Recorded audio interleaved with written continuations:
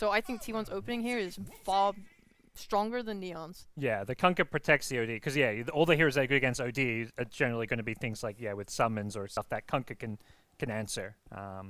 This Quap, like suddenly your game gets so much harder when you're playing against the catch that just a Kunkka brings to the table. So definitely like what T1 is bringing to the table here, and then we'll see how OB.Neon make those adjustments. They go Sky Wrath Mage of all heroes. Wow, that is new. Yeah, I'm pretty shocked by that pick.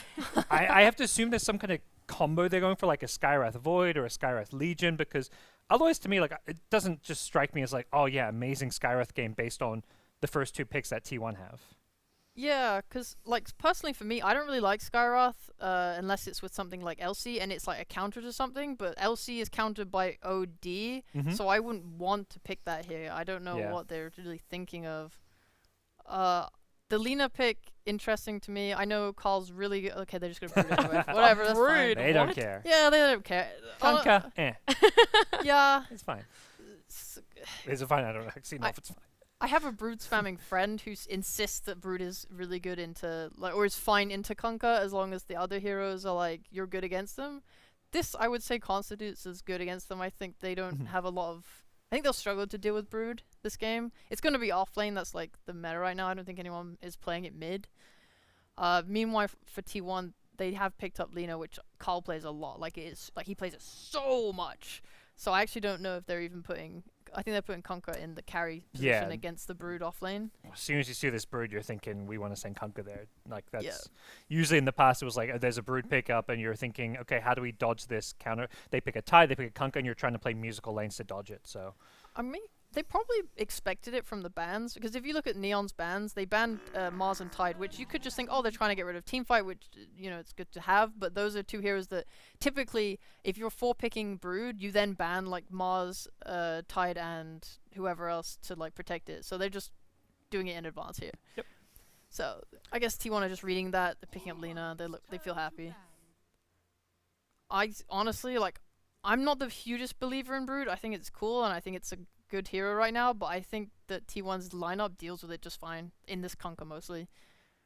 What would T1 be looking to sort of round out their draft? What do you think is going to be picked here as the last pick?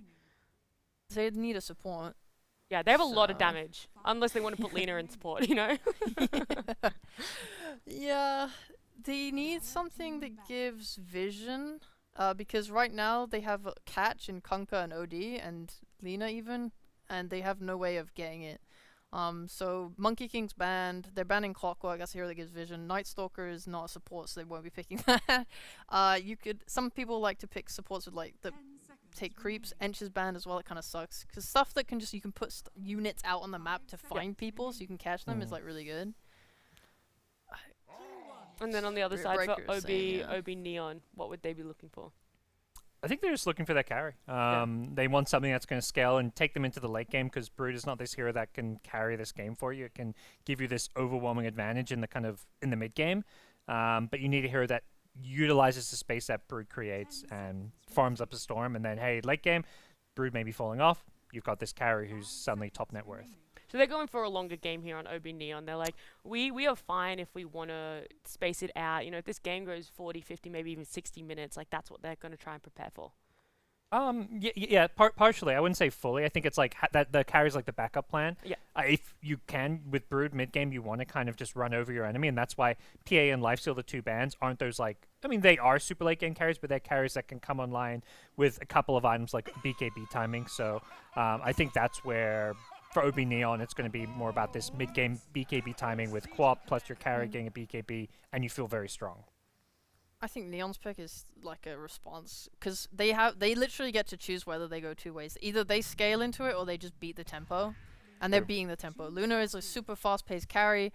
Quap and Lion and Scarab Brood, all these heroes are really fast, and Neon are gonna like take advantage of that. They're gonna try and win their lanes, do really well, take map control, get Roche, and then end. That's kind of their... Maybe they end with the second Aegis, but that's basically their game plan. They want to be faster than T1. T1 are like... They want this game to go a bit later. They want to just basically live through the period where OB.Neon are just gonna try and dumpster them. Well, final thoughts for these two drafts. Which team do you guys favor? It's really tough. It's just to me, it's like two totally different play styles. Yeah. if OB.Neon can execute the Brood with a Luna carry and like just snowball over the game, definitely winnable for them. This will be the first time they're playing a fast-paced game, but I think I'll give T1 a slight edge though because they have got Kunkka and Legion against the Brood. I think Brood's less about her spiders now, to the point where I'm not that worried about the LC. However, I believe in T1's ability to execute harder. I think Neon's draft on maybe a stronger team would worry me slightly, but I think the supports are pretty like abusable, and I think T1 now have a support in Legion that can run in and give it that vision for that catch, and I think their ability to catch and be good is just, they can do it. I think T1 is just a better team. Alrighty, well, we'll see if both of you guys are going to be right. But for now, we are going to hand over to John and MLP Dota, the casters, for game number 1. Good evening, ladies and gentlemen, and welcome back to the second half of Tour 1 for the SCA DPC, and it is naturally MLP Dota and johnxfire. John, you look smashing today, sir, but how are you feeling? I'm feeling great, you know. Been lonely without some Dota. We're back in it. We've got a great match for us as well. T1 versus Neon. Neon winning the Huya Cup out of nowhere, beating some Div 1 Chinese teams to get there. And they bring out an interesting draft on both ends. Like, we're seeing the Savage Kunkka come out, and you and I were having a discussion about that. We were thinking maybe T1, this is a psychological play, because Neon did this with Palos before. Savage, we haven't seen that safely in Kunkka a lot, but it is something that has worked for a lot of different teams, so maybe T1 just wants to bring it back, show Neon who's the real boss here. Potentially, John. I think it's more so as well, you can just kind of let Carl carry the game on this laner if you so wish, and yeah, I mean, you can run the Kunkka Pos one as more as a utility core for Savage. I mean, I'm sure he's going to be doing just fine as we do get into game number 1. T1, John, they are yet to drop a game here. OB.Neon, I realize they just won the Huya Cup, but it's still T1 they're up against. It's going to be a pretty rough matchup for them, but I dare say, considering the momentum they have from that previous tournament, they might be feeling confident.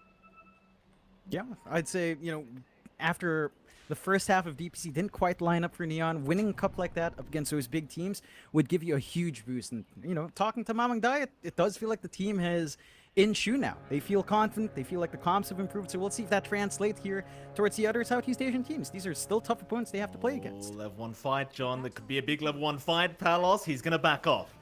He won't risk it, so Y1, he'll just take the bounty. Going to be a 2 for 2 anyway. So OB.Neon, they're just trying to get a little bit greedy for the third. And this is where things will get really interesting when the laning phase does break out. I mean, currently for the Broodmother at the very least for Enryu, obviously he's kind of countered here by Savage on that Kunkka. But you don't really have to worry about the Spiderlings anyway up until level 6. So how does this matchup go between the Brood and the Kunkka as the supports do kind of get going already? Whitemon and Nama just kind of going at it in the jungle. But talk to me about this core matchup at the bot lane. It's a bit back and forth. I'd say there are ways for the Brood to play this, especially with, you know, playing with that insatiable hunger once it's up, the Silken Bola and the mischance up against 2 melee heroes makes it tough for a T1 to kind of counteract that aggression, and we're already seeing Norman just doing great work with his range advantage, spamming out the concussive, trying to zone out Savage, trying to zone out Whitemon. The Ogre Magi just wants to run up, put his body forward, but he can't really trade against this guy. You have too little move speed. He doesn't have like a Windlace or Brown Boots or even an Orb of Venom to kind of chase down Narman here. So you can't really get that early laning value from Whitemon that you'd want from the Ogre, and that could lead to maybe a slightly slower start for Savage, especially while Enryu builds levels up. Yeah, absolutely. We'll have a look at that mid lane as well. You will see Mamang Daya against Karlan. I mean, Karl on this laner, John, he's very, very dangerous. I mean, he's a clinical laner player.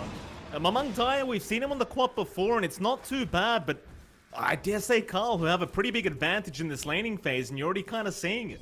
I mean, 8-3 in terms of CS, and, well, Mamang Daya, John, he's only got 1 CS so far. Just 1.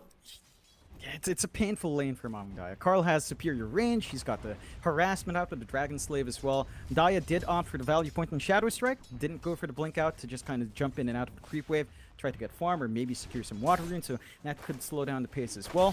And for a Quap, this is not good news. You kind of want the snowball, build into your Orchid, build into whatever you want first, and start running around using that match. Top lane, Cuckoo. Oh, they managed to get a bang first. Cuckoo, he will be the second to drop. Don't know who that's really more worthwhile for, but at the very least, you do split the gold there for a bang. Palos does at least get a kill for himself, so I'd say it's a fairly even trade at that top lane. Palos still seemingly very happy on that Luna in this laning phase, so I'm sure he's happy with that bonus gold. Yeah, it's a little bit more EXP for Palos as well, as he does receive that kill without support to share the EXP.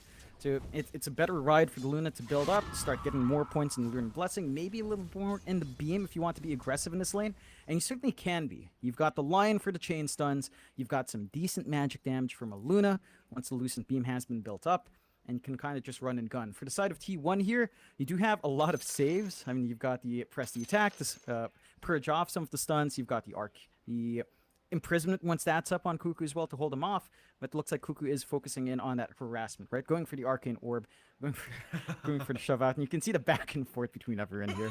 Gotta love it. Too many voice lines these days, Jonathan. There's too many voice lines to play as well. I mean, you and I were talking about this earlier on during the draft.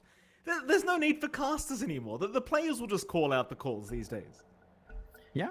We are running out of a job, Mike, but we've got to stay here. Got to do our best trying to fight Aghanims, stealing all the spotlight. Still, in the lanes are still breaking out rather evenly. I think the standout lane's still that mid. Like, if Mamangdai doesn't find a way to recover in that mid, it's going to be rough for him. He can still play in the small caps, but again, your quap pacing here is slowing down extremely well, and that is going to kind of not align Neon's power spikes, because you want that quap to be online with a Brood to start running around, buying space for the Luna. And this kind of start from Mamangdai just doesn't enable that. Oh, top lane, a bang. He's being charged down a little bit here by Zephyr, but looks like he is going to be able to fight back. In fact, now Palos is going to move in. A bang is still dropping low, but Zephyr's even lower. It looks like he's going to be okay with the press the attack. He'll heal himself up. A bang will get the salve out. Palos just coming in at the right time to make sure Zephyr couldn't continue the chase, but now, just a quick imprisonment. Just getting that kind of warning shot out there for Palos. Still, I'd still say Palos is having a relatively good time considering who he is up against. OB.Neon, I mean, all things being said, not too bad so far, apart from maybe that mid lane. Yeah, I think the sidelines are holding out fairly well. Enryu is starting to drop a bit low in his bot lane, but they're also applying harassment onto Savage. The back and forth is still in play for Neon down, but you do have to worry about giving that kill away, though. Yeah, Fire Blast Ignite is there, and he will slowly burn out to Whitemon. Savage not even required to help out with that kill, and Whitemon, he gets it done. Enryu just sticking around a bit too long. Yeah, and all things considered for the Brood, it is a bit of a slower lane. You're falling a bit behind in CS. You're not really slowing down Savage, but the same could be said for Cuckoo's off-lane OD. So you're kind of just giving the safe laners what they want on either side. I think that does hurt Neon maybe just a little bit more. Again, you kind of want the Broodmother up and running fast to hit those power spikes and really start working these lanes out, getting the shove out with those Spider Links when you hit level 6. It looks like for Enryu, it's going to be a bit slower than you want here as well. Certainly so. He's about to hit the... Well, actually, I say that. He's level 3 right now on that Brood, so definitely a pretty rough time as Savage has overtaken at level 4. You can't even get the pulls off either, and that's one of the positives about having something like a tanky Ogre as your support, but as I say that, they do try to dive him. Nice TP out though, and Whitemon, he'll be just fine. No way to cancel down at this bot lane, and he does successfully block the large camp pull. Yeah, and just good moves out from Whitemon. That could be something concerning for Neon down the line. They only have the stun on their Lion, really. Maybe the mini stun from your Luna as well if you want that Lucent Beam, but for the most part, if someone TPs out of you and you don't have the Luna or Lion, they're probably just going to get away. So Neon's going to have to be careful about that. They do have burst damage to play with, especially once their Brood is up and running. But in these early laning phases, locking in something like Whitemon, who has reached level 4 and is really tanky now, is just really difficult to work with. Even Savage, right? Like, our Kunk is level 4 now as well, about to hit 5. He's not the easiest to burst for Narman and Enryu, and that just means Savage is going to keep farming up here. Enryu gonna move in a little bit there onto Whitemon, but won't bother trying. Throws the bowler out, but that's about it. Mid lane, we do have a bit of a rotation here from Zephyr, but I doubt there's much he can do on the LC. I think he's just securing the power into that 6-minute mark, as we do see a Beng move in as well. Invis Rune is there, but a nice deny away from a Beng. And tips out for Carl. Zephyr, he just moved back a little bit too quickly, and a Beng just kind of denies it off. Nice little takeaway from a Beng. Of course, that does mean that Mamangdai isn't getting his top up as well, but you're keeping Carl in check. Still, your Leon is still in a really good position here, Mike. He's still at 42-16 compared to Mamangdai 23-0. Your Quap is still suffering despite kind of evening out the rune control here, and there's going to have to be recovery for Mamangdai somewhere else. Maybe in the jungle, but then you're sharing jungle farm with Palos' Luna. Your farm priority starts to not really line up there, although Cuckoo's got the Meteor Hammer here. He does. He might go now, but no, he's already used it. In fact, a Bang now going to turn around with Palos, but a Bang, he's dropping way too low. He might go down, but no, Cuckoo, he's still in trouble. Press the attack does help out, and now Zephyr's the one in danger. Cuckoo's still trying to help. Nice imprisonment just in the nick of time. And Zephyr somehow makes it out. OB.Neon, they'll be a little bit annoyed about that one as they miss both kills. And T1, they do not need to back to the fountain. They can stick around. They can just keep healing up. You do not have the same amount of regen just yet on the side of Neon, so Obbing's hanging around really low. And this is a bit of the opposite problem we were seeing from Neon in the bot lane. In the top lane, again, they've got the mini stun from the Luna Mike, they've got the line stuns as well. So it's harder for Cuckoo to just play Astral into Meteor Hammer. You actually have to control both of those heroes. You have to zone out one or the other if you want to go for that kill. And that does mean for Cuckoo, it's going to be a bit harder to go for those kills with a hammer. Nice insatiable hunger. He pops it off. He hits a creep just before the final hit comes in from Savage. Enryu barely surviving with his life intact, but it looks like they do want to try and get aggressive here with this big creep wave. I mean, Savage does have the boat up. X is available now. He'll throw a torrent into the boat, but he misses the torrent. In the meantime, though, they do end up killing off Mamang Dyer in the mid lane. Carl able to finish him off pretty much on his own. And keep in mind, John, Carl is currently 2 levels ahead of the Queen of Pain. In fact, now only 1 level, but by the time she does respawn, it will be 2 once again. Yeah, it's a bit of a toughie there from Mamang Dyer. They're already building stacks up to help out. Cuckoo does manage to get the hammer drop. So he does manage to burst on Obbing, who was still hanging around with very low HP from the top lane. Still no regen coming out. Was easily punished. Nice cleanup there from Cuckoo, but the concern still mounts for Neon. What was an even laning start is starting to lag behind here. Mike, 4-1, 3K lead for T1, all really down to mostly the mid. I think that big difference is really just coming down to Carl dominating Mamang Dyer. And again, you're going to have this Quap recover in the jungle. Is taking a nice triple stack in large camp. There's some good income coming in, but that is, income that's not going to your Luna, not going to your Brood. And that is something to be concerned about because that farm distribution still isn't the cleanest for Neon. I mean, it's just such a slow game for Mamang Dyer. I mean, you talked about it already, John, but even with these creeps being cleared out, he's not even going to hit 3K net worth yet. I mean, he's still just about 2K behind Carl in that lane on. We talked about the XP already, but there is a level difference between the 2 mid laners. And it's a Carl laner, Johnny. He's known to really perform on this hero. It looks like he's already off to a great start. Only behind 23 Savage at the moment in terms of farm. And right now, there's just no necessity for him to rotate anywhere. He's just happy to keep free farming. He's got the haste rune in the bottle. He'll pop it now. I don't know if we see rotation. He's thinking about it, though. Carl, he'll move forward. But no rotation to come. No stun to land either. Just continues to clear out the creep wave. But look at that movement. It forces 3 heroes mid from Neon's end. The 2 supports have to hang around to ensure Daya doesn't get jumped. That frees up the side lanes for the course of T1 to just keep farming up as well and just kind of keeps them locked in. Although... Oh no, power in top. Mamang Dyer gonna jump in. They'll try for the kill onto Carl, but he's way too tanky. Zephyr instead now. He'll chase down Mamang Dyer. And the torrent, oh, it's gonna land just on the edge. 23 Savage picks him off.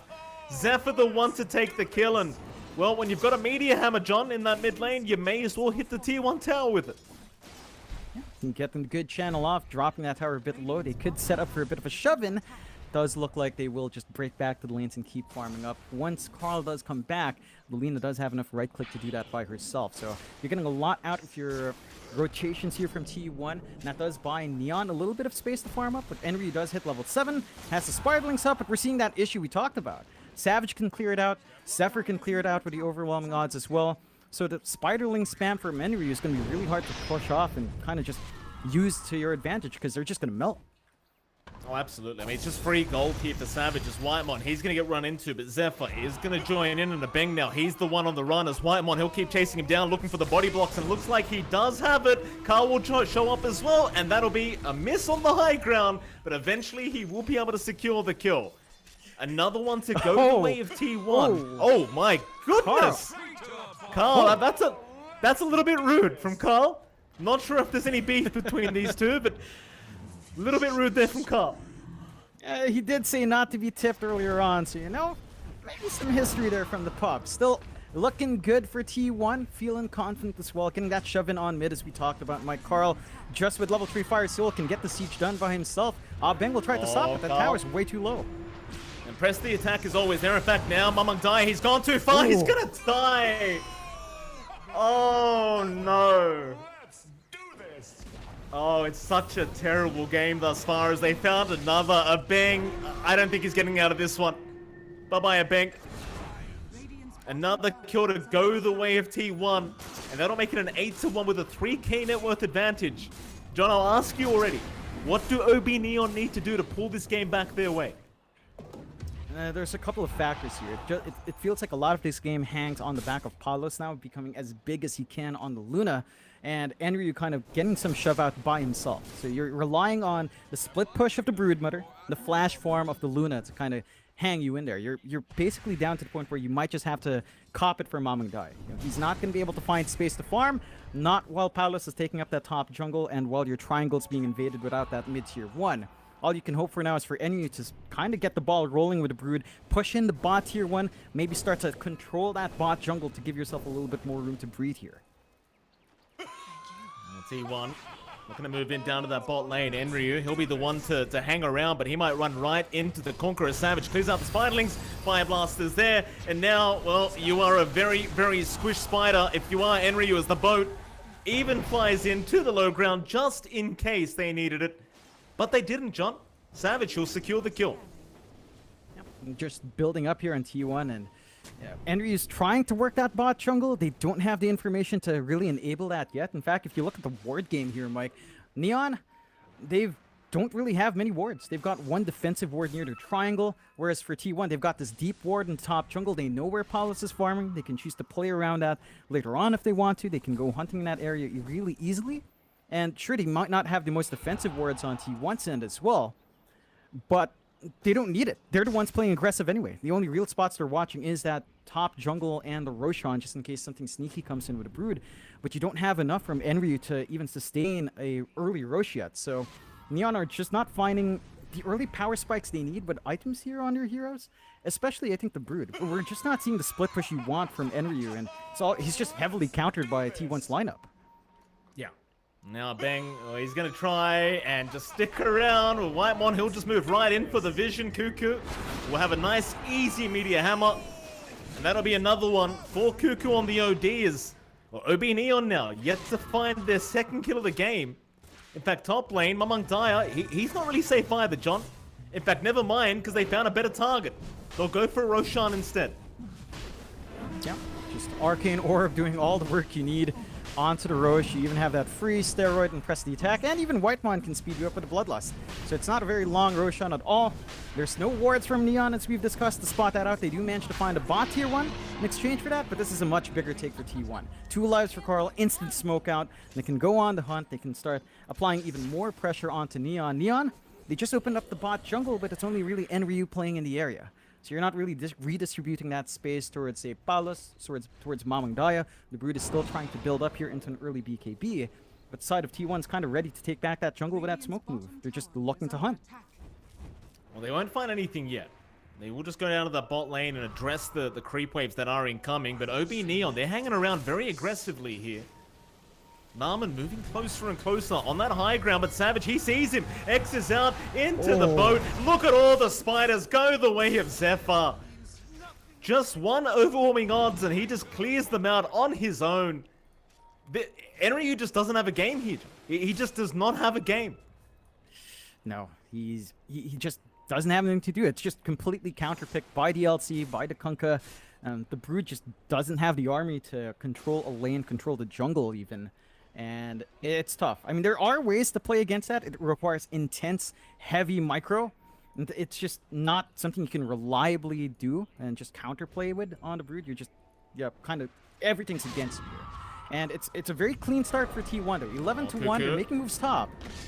Yeah, Earthspike gonna be there just in the nick of time. Mamang Dai, he went for the Sonic Wave, but the Hex is out. He's still stunned up though. Mamang Dai is gonna drop. They get Cuckoo down at the least, and to be fair, Cuckoo, he is higher than net worth right now than the Quap. So I suppose you call that worth if you're OB.Neon. Yeah, definitely worthwhile. Like, it's a lot of gold. It's going to allow the Atos of Narman to be built up, and that gives you additional control. Lock someone in for that bit Mystic Flare ult, though. Yeah, it's time to duel, John. Can they get the victory? Oh, it looks like they can. Zephyr, he'll take it. Tips out for the LC. That'll be the first bit of duel damage here for our position 4 LC. Yeah, and he just leveled up that duel. He actually went like a 4-4 build, just ignoring the duel the entire time. And you gotta appreciate it from Zephyr. He understands, you know, we're not really gonna be playing around duel. We need a high level, overwhelming odds to clear out those spiders, especially while you don't have something like a pipe up to protect them. So it's much easier to burst down. T1 definitely building up here, Mike. 13-2, 5k lead. They've got all the early items they could ask for. Neon, Palace still has good farm here, despite the slower start for the rest of the team. Your Luna is number 2 in net worth. So your Luna's still kind of building up to be big. It's still a little bit too early for Luna to carry all 5 heroes in your team, though. Right? Like, Enryu's way far behind. Mamangdai is way far behind. Cuckoo's ahead of both of them. He's got the blink up with a Meteor Hammer. He's going into the Ags for that double Astral. And once you got the double Astral, you can basically just lock into 2 stuns and start looking for the Meteor Hammer plays again. Well, they've got the BKB now on Palace, and I think that's about time for them to go for the smoke. But T1, they're going to counter smoke, wrap around. It was spotted, though. OB.Neon, they have the vision of the high ground, so they know the smoke's happening. In fact, Carl, he may get caught with his pants down. He'll try to de-ward. BKB out, though. He's going to be all right for now. They look for the chase. Narman, he'll be the sacrificial lamb here. In fact, Mamangdaya, he jumped in. They're going to try and go after Cuckoo, but he'll get the imprisonment in time. In the meantime, Narman is going to drop in the Sonic Wave. It does not connect on anything as the boat flies out. They have got the Broodmother. They've got everything. Oh, he just blinks out of there. The Sonic Wave completely whiffed by Mamangdaya. Now Palos. He's stuck, John. Down that bot lane. Instead, they're going to try and chase down a Bang on that Lion. Little do they know there's a Luna also there. But Carl might still find him as they are going into a Bang now. There goes your Lion. He's basically as good as dead. And Palos, oh, he's got a TP. He should be okay. Yeah, he can kind of sneak away. Looks like he wants to be a little bit greedy, clear out a creep wave first. We'll run up. Carl does get his TP cancelled. No mana left in Lena. So can't really hook up for mid, where they are looking to force another fight in Daya. Yeah, they've got Mamangdaya again. 5 blast down, and that should be more than enough as Cuckoo even drops the hammer. I mean, I guess it makes sense, John. Mamangdaya, he missed the last ulti, so Cuckoo does him a favor. Drops his own ulti. Yeah, evening out the odds here just a bit more. T1 definitely feeling confident. Like, you can see just how aggressive they're playing. They're always the ones setting the tempo here. Neon, that was their smoke a while ago, but it felt like T1 dictated that entire fight once it was spotted out. And I think for Neon now, it's all about just hucking down and building up farm on your Luna, right? Like, it's still all about Palos. He's working towards a Crystallis, could go into the Silver Edge, could go into the full Daedalus if need be, and you will have the damage output coming out from Palos. Everyone else just kind of needs to buy space. I still worry about Enryu on the Brood, still saving up for that BKB, still lacking a recipe, and we're just not seeing that Brood impact that we normally see with that hero. He is still playing the bot jungle, but no one cares about the Brood, and then when they do find a Brood, a support +1 is enough. Like, Zephyr +1 is basically enough to just take care of Enryu anyway. Yeah, I mean, he's only 7k net worth at the moment, regardless of the Spiderling issue that he's having. In fact, hold that thought, because Mamangdaya, again, in that mid lane, being caught out. Those power runes, they are not safe for Mamangdaya, as he does bottle the regen, but what does it matter if it costs your life? In fact, look at this, Whitemon, he'll just run up the high ground. No fear whatsoever, just running right up. Nice Earth Spike, though, from a Bang, gonna put a stop to all of it. But now you've lost your triangle, and very likely about to lose your tier 2 tower as a Palos is forced to BKB up to avoid the Meteor Hammer. And that tier 2, it's as good as gone now. And that's not what you want to see if you're a Neon fan. That's his 9-second charge gone to no real purpose. That just opens up that push on mid here for T1. And they're still playing around by that tier 3 anyway. Like, Savage gets the vision out with Torrent, plays tag with Abeng, they clear out the tier 2. There is a bit of a split push coming out from our Brood, but again, it's just not enough to really translate into objectives. Like, that tier 2 bot tower is still really healthy, and every single time, Enry is just forced to micro the creeps around to clear out jungle camps where he can, just trying to build up. The response that you want with a Brood, you know, forcing heroes back to you, it's just not coming out. Because again, like, it only takes 2 heroes. So the other 3 heroes of T1 can either just farm more efficiently or go hunting, as we've seen time and time again. Still, Neon are going for a smoke play, but without the vision out, it looks like they're just trying to get some wards to defend their top jungle. Yeah, that and just trying to get some farm going as immediate smoke up from T1 as they do see Palos on the map. They're going to miss out for now, but they seem to know exactly where he's gone. Whitemon's going to break the gap. They've got the Astral out, or rather the imprisonment into Cuckoo's Meteor Hammer, but the Earth Spike is going to save the day among Dire. He'll move in. A big Sonic Wave out, but the boat is going to fly on the backside. They've got Narman down. It's 1-for-1 so far as Savage. He'll keep fighting. He does not care about those BKBs. It's now Enryu. He'll chase down Cuckoo, but you've got to press the attack. It just doesn't matter. But now Savage is in a little bit of trouble. He may drop here, but Cuckoo, he'll jump back in onto a bang. That'll be another. Savage still dropping, but Armor toggles are out. He is not going to go down as Enryu. He'll be the third to drop. And OB.Neon, all they could afford to get is Whitemon, as it looks like they're looking for Mamang Daya now, but they barely miss out. The dreams happen by 22-3. We've got the reverse beautiful. 3-2-2 on the board as well. 13k lead for T1. And all the tiny plays coming in from T1. That clutch Shadow Blade from Savage to get out, the press the attack to give him spell immunity. T1 are pushing themselves to the limit, and Neon just can't seem to break that limit. You know, they can't seem to punish T1 for overextending, for going a bit too deep. And Neon, every single one of these fights have been on T1's terms. They're the ones jumping in, they're the ones finding the openings, forcing out the smokes, getting successful smoke rotations out. I think for Neon, outside of just getting farm out for Palos, they need to be the ones pushing that aggression out. They need to be able to jump in first. But that's really difficult because, well, you don't have the big farm you want in Mamang Daya. It's not like he has control with an Orchid up, and you don't have a blink up yet on Abeng. Like, one of these 2 heroes has to be able to jump in and immediately control someone for you to open up these fights. Neon just don't have the tools to make that happen yet, and T1's just constantly pushing that point across. I mean, that just kind of goes to show you how great T1 is, though, right? Like, OB.Neon, they just won the Huya Cup or whatever it's called, and now they've got 3 kills in this game 1. It's just not even close right now.